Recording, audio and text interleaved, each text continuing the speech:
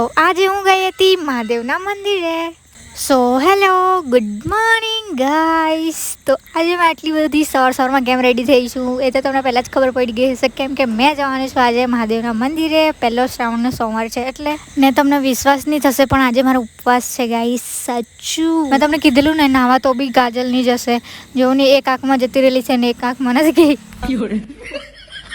તો સવારમાં રેડી થઈને હું આવી ગઈ મારા ઘરની પછાડી ફૂલ શોધવા માટે.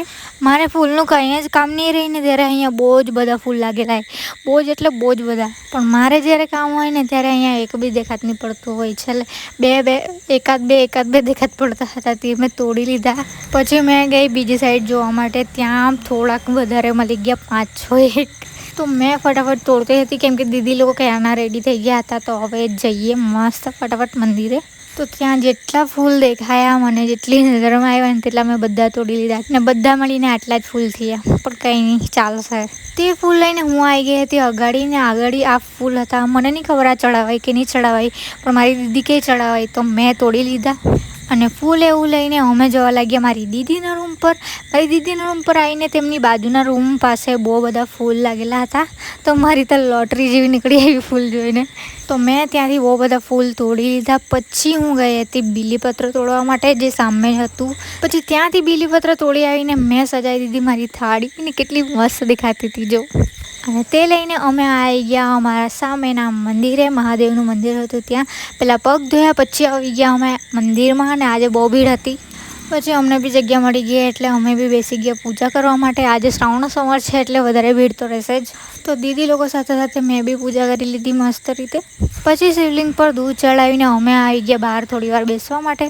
પૂજા કરીને થોડી વાર મંદિરમાં બેસી રહેવાનું મને બહુ જ ગમે સાચું જ. પછી ત્યાંથી બહાર આવ્યા એટલે વરસાદ આવવા લાગ્યો હતો, પણ થોડી વાર બંધ થયો એટલે અમે જવા લાગ્યા ફટાફટ દીદીના રૂમ પર.